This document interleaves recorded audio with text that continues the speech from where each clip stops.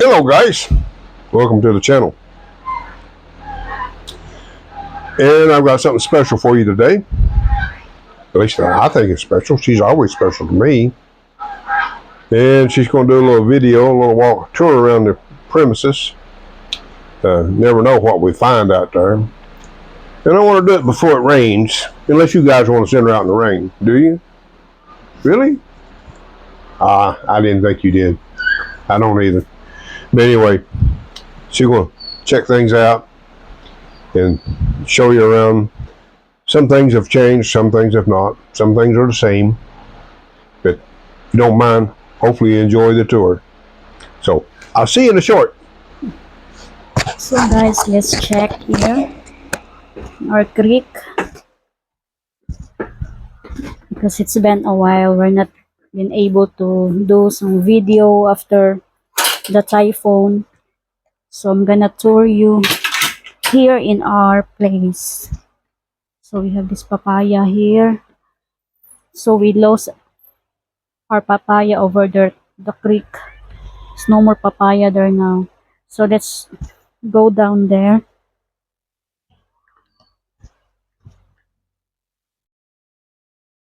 So our bananas here, one of our banana tree, then damaged because of the typhoon Uwan. So as you can see on my previous videos, we have a lots of trees on this side here, and now it disappears because of the big flood here in our place. As you can see, there's one tree in this side, and it's just washed out because of that big flood, that typhoon Tino. So, and we have another one here also on this side. It's all gone. The trees over here, it's all gone. And as you can see, it's very soft. The soil is very soft on this side here. And it's over there too. It's very soft where our bananas. So this tree here fell off because of that strong wind. As you can see. So let's check down there. So the people in our community right now, they've been using the water from the creek to do their laundry, because there's still no water supply from the barangay here, because it's big damage because of the typhoon Tino. So they've been washing their clothes over there. That's mountain water. So I'm gonna show you guys. It's safe to do the laundry and wash the dishes, but it's not safe to drink. So let's check here. So this is the creek. And what? So as you can see guys, that the creek is getting wider.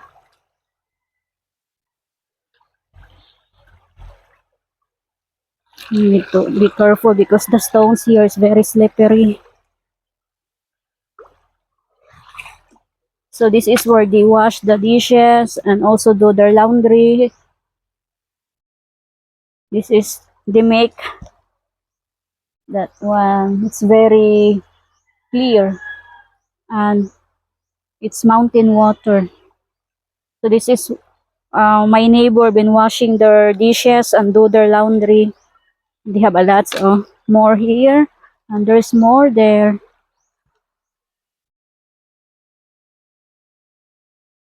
So that's our house there. So we got lucky because these big stones here protect from our place in this side, and also this acacia tree, it protects also to our place, and it's not really safe also because especially there's a big wind and the tree is going this way, so we're safe that if there's strong wind. We also trim some of the branches. So we got lucky that there's big stones on the side here. especially that big flood from the Typhoon Tino. It really scared me that time. And there's a lot of stones there.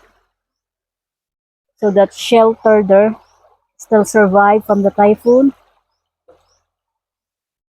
And let's check to the other side in front of our house. So this is our wheel before, guys. This is where we got our water supply. This is very strong because the flood not even wash it out the time. So it's still there.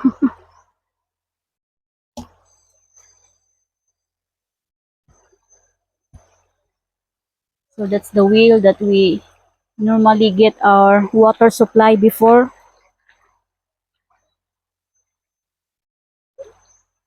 As you can see that we are very close to the creek. And also here, it's been getting wider also, the creek here, as you can see. And our mini garden where my father planted some corn here just washed out because of the flood. As you can see, there is no more plants here in this side. We got lucky that our coconut on this side still survived from that big flood. The water, guys, is from here over here up to over here. It's very close and it's just very dangerous. I mean, scary when that big flood, because I'm afraid that it will going to our place there. It's so close.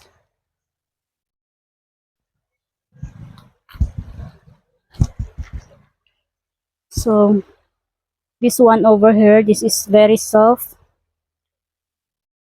So my husband and me has been talking that we're gonna put cement and rebar, and we're gonna put a lot of stones on this side here. So we're gonna put some stones on this side, mini stones, big stones, and we're gonna put some rebar, and we're gonna put some cement. So you can see, oh, there's a big soil there before, and it will just wash out. The water is up from there, from that banana there. So it's really close to our place, especially where my mama's, my sister's rooms over there, down there, and just scared me. We got lucky that we have that concrete on that side there. So that's what we're planning. We're gonna save some money for this, because this is not really cheap to do it, because we need a lot of cement and some rebars to make it more stronger. And it's like from here up to there, up to there. This one over here, it's solid stones, but at the top it's very soft. The soil is very soft. We got lucky that banana there is survived from the flood, because it's almost, guys, it's it almost washed out also, that banana tree. Got lucky that the water going down, and from here up to there, it's solid stone also, like these stones here, very solid. And we have this big tree here survive also, because this tree over here is very strong. And so we're just putting the rebar on this side here, because this side over here is like have a solid stones, and we're gonna we're gonna put some cement on the top where the banana is and rebar too, because to prevent from the flood. So we've lost like three trees here. So it's really we are it's like it's been long time ago that we experienced that big flood, and it's like continuous. And we got lucky that our banana still survived from the flood, as you can see. And our coconut tree also, guys, still survive. So we still have coconut trees here. But our garden, the corn, and also some of our pepper that we plant here, just wash out. And this tree here, this is not belong. This is not belong to us. It's just from the floods. So he got hung here on this side. So this is like a coconut tree also, guys, but we not own this one. Just got here when the flood happens. It just hung up here. It's very solid also. So I'm gonna check. Oh, my mama got some pepper here and some spinach.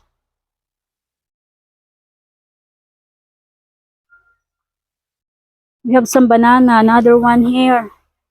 There's banana heart, guys. Banana heart, it's good. And we have a lots of buko there. Coconut. Look at that. It's almost ready. You can have some buko juice.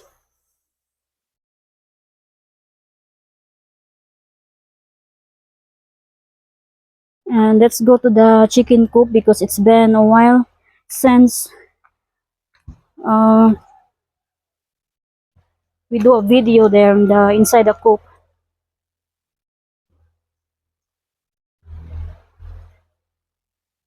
Oh, look at this, guys.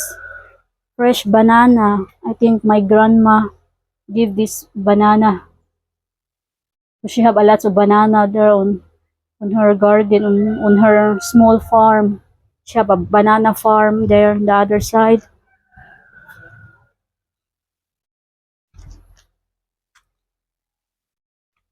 So let's check.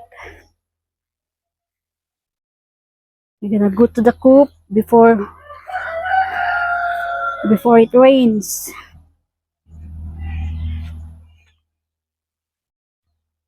Alright, coconut. Buko. Small tree of coconut.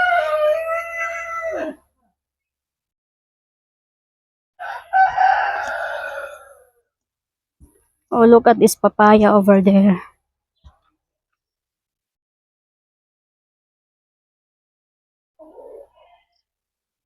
So let's check inside here. So I think they're not really hungry because they not even go closer to me this time. Sometimes when they are very hungry, they be here sitting over here near in the gate. Hi there. Hi there. So when the typhoon hits here, it scared me also because the chickens, they are here outside, and we're not putting it in the pen, inside the pen, because we don't know the water will be going inside in the pen, then they can't even get out. So we let them stay here outside, and to make more safe for them, because if we put it inside the pen, when there's big flood here, when the water goes to the pen, they will gonna stuck inside and they're gonna die. So So that's what we'll do to that time when the typhoon hits here. We're putting them here outside and they're just hung on this side here. So we got lucky that they are safe, and also that coconut tree there, it scared me too because I thought it will fell off, because this is there's a lot of buko there at the top, and we're planning to cut it because to be more safe for our chickens. So we're gonna cut this tree here soon, and because that's very dangerous for our chickens, especially there's a strong wind, and also there's a lot of buko also at the top. As you can see, guys, there's a lot of buko now. So chickens are very active this afternoon, as you can see.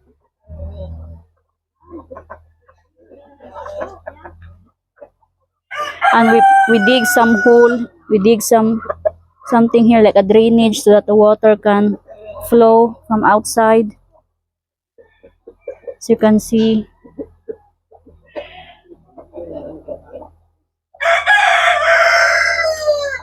So our chickens are getting bigger and bigger. And we have that Shamu a hen now, guys. I don't know if my husband told you, but we have the Shamu hen, one of our neighbor here. He let us borrow the hen, and we're gonna share the eggs to him when it lays. And also the mother, the hen, she's the one who she's the one who, like, no need to incubate the eggs, she's the one who lay on it for the eggs. So no need to incubate the eggs because she's the one who set the eggs for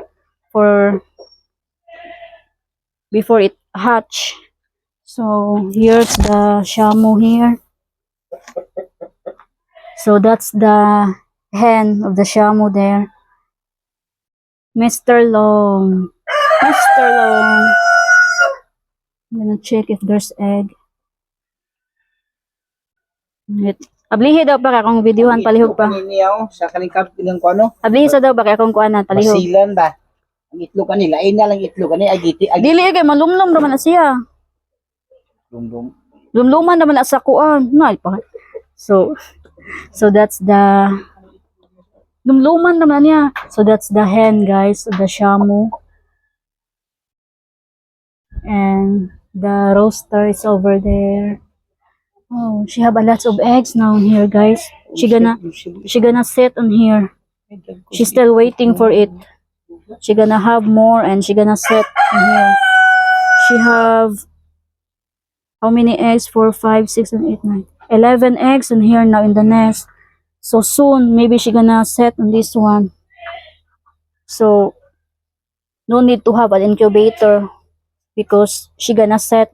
That's what the owner of this hen here told us. The guy, he told us that this hen here, she gonna set the eggs. No need to have an incubator.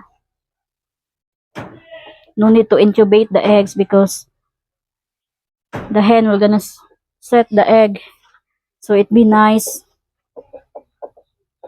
And look at that. So cute.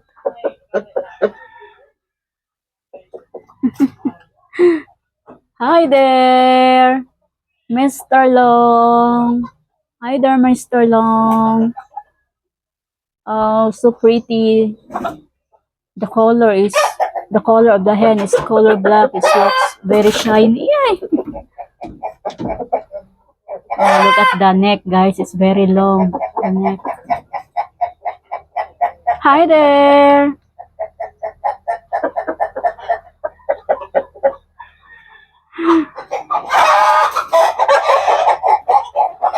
So it's nice because she have 11 eggs now. We can't wait to hatch. We can't wait to be hatched because we want to see the purebred.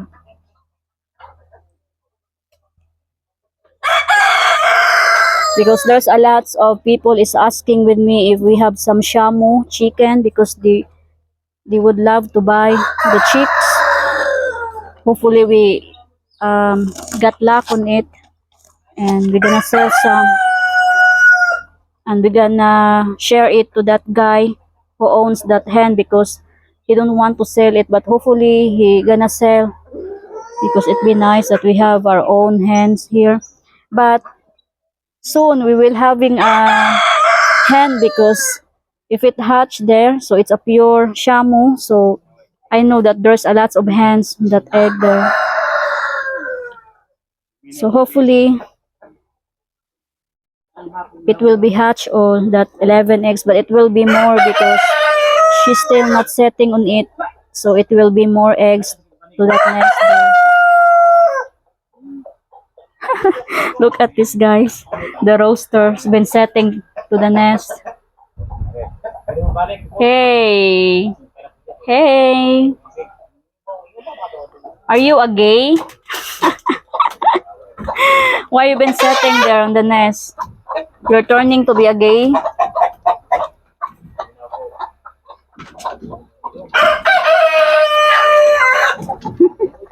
Hi there. So I'm so happy, guys, that they are safe from the typhoon. But they are very scared. I know that they are scared because it's been so noisy here. The coop that time it happens.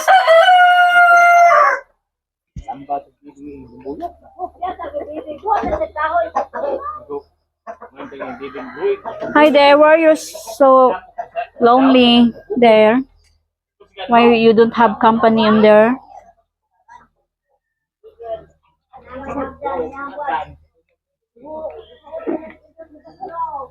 There's some more. Okay, it's empty. So the pullet pen here, we don't put anything because some of our chicks we put it on the other side because we have some cage there.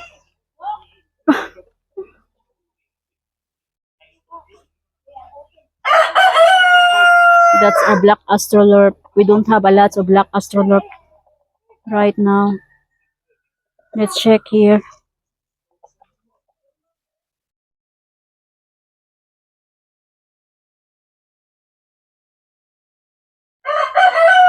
That's one of our rooster here. It's inside.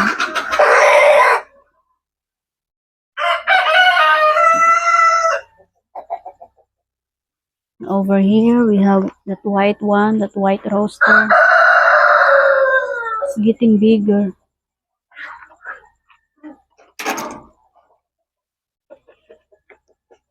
We have that rooster there.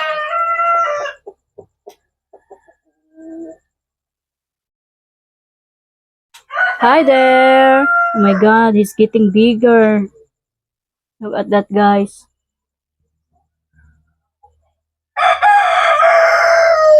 Very big.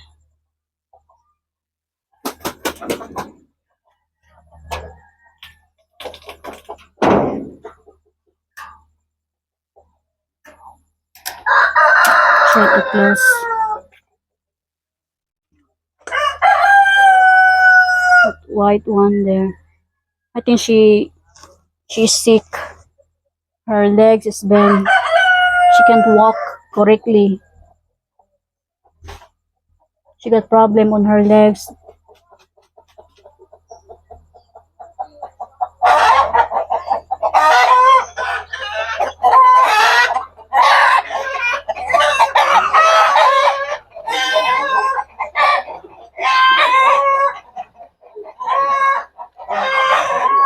So we already feed them and they already there at the roast. So let's go back to the house.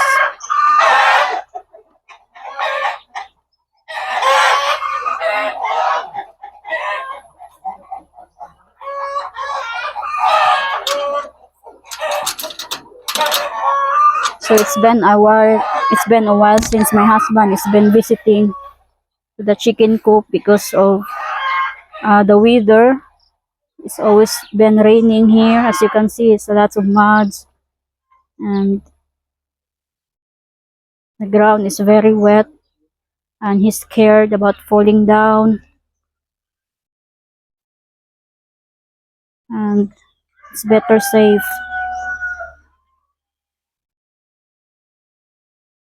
Beautiful acacia tree here.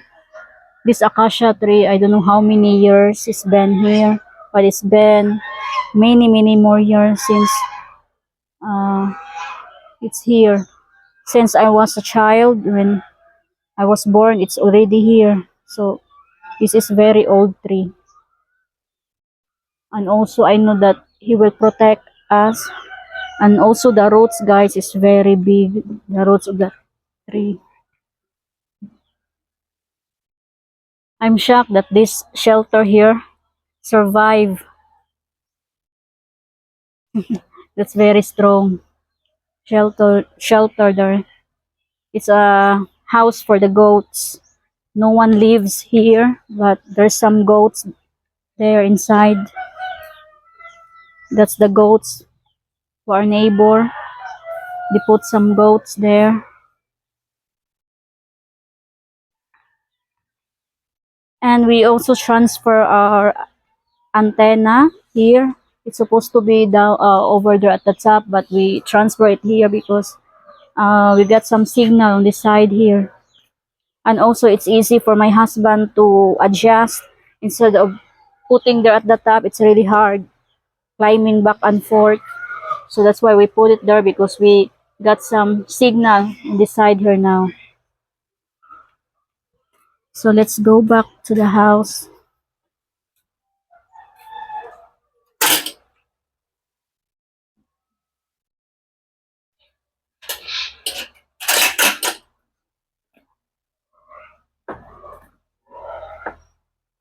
I have a good news for you. I have a good news for you.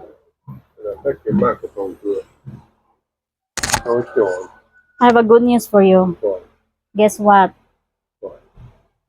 We have 11 eggs from the Shamu hens. Oh, Yeah, you don't but have it? 11, but she's not sitting on it right now. Maybe there's more. Maybe. Yeah. Is there another hen in there with her? No? Just her? Yeah. Wow. It's pure.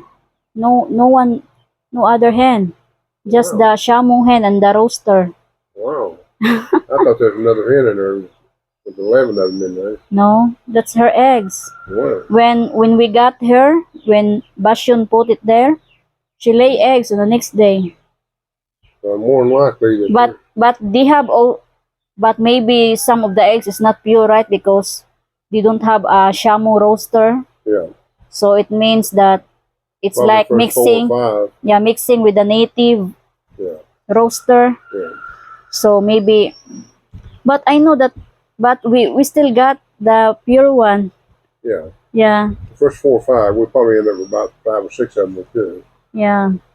So be nice. Yeah, very nice. I'm excited. Yeah, me too. The looks on it, but the pure Shamu. Yeah. Yeah, I'm excited. Yeah. I know that Shamu is very strong immune system because as Bastion told me that they not even sick that Cool. time at the back. The Cool. chicks not the same on the Maybe we'll start crossbreeding more yeah. as they get older. And the brown eggs, but it's very nice. Very good. The color, Yeah. it's very shiny. Wow. Yeah. And hopefully it will hatch Maybe all. we can crossbreed and get this illness breeded out. Yeah. Now we've been fighting it for over 2 years. Mm-hmm. I know. Yeah. But still, I still have a hope. Yeah, me Oh. too. Me too. I don't like giving up. Yeah, we're not giving up because I really love our chickens and it's really hard to, I enjoy them quite. yeah, like a stress reliever. Yeah, I went out back just earlier. They're so behave. when I go inside, they're not even go closer to me. I know because they are not hungry. Yeah. So normally when they are hungry, they just hang there at the gate, the entrance, Yeah. and waiting. And now they not even disturb me. Well, I noticed our egg production staying stable too. Yeah. One of my friend Yeah. asking me if we sell eggs because she wants to order 2 trays of eggs. But I told her that right now we don't have available because we're still incubating. We still have some eggs there, but we're gonna use it for So I can. you can have because No, I the can tell a big difference between those eggs that we get from our chickens I know. and the others. Yeah. The other eggs that you buy at the market. Like plastic, it's really like it tastes different. Yeah, I don't like it also. They're like plastic. Yeah, and it's just it's big difference. Yeah, when you get used to these fresh eggs and you get something different, you can tell it. Yeah. And I've noticed that because you bought some of the eggs from the market, and I noticed a big difference in eggs. So hopefully we can continue having the eggs. Yeah, we need to get some more layers. Hopefully, I got bad news. I got bad news for you too.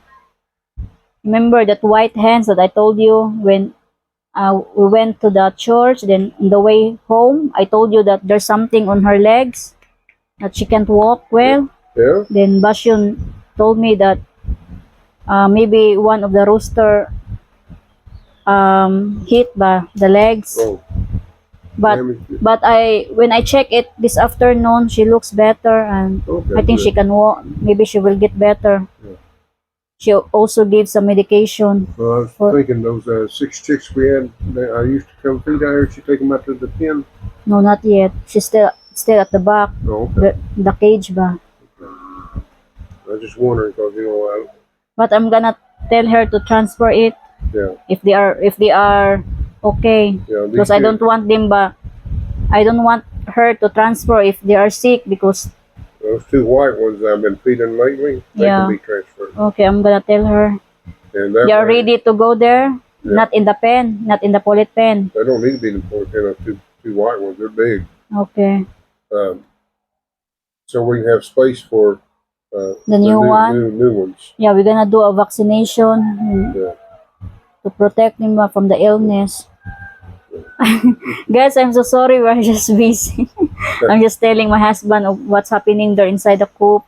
Yeah, we get carried away talking. Yeah, and we really do appreciate all of you guys, and it's nice that we are able to tour you to our place here, to the coop, because it's been a while since we do some video there inside in the coop. So we really appreciate all of you guys, and thank you so much. Yeah, we thank you so much. And do me a favor, guys. There's one small favor you got to do. When you're out and about, smile. Yeah, Somebody just smile. might smile back. Yeah, and think positive Yeah. because life must go on, even though we have a lots of trials in life, but life must go on, right? Don't forget to smile. Don't forget to smile because life is too short.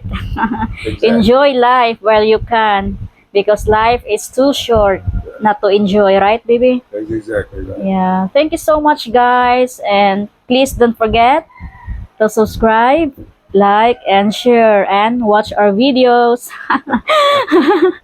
Thank you so much again. See you on our next video. God bless us all.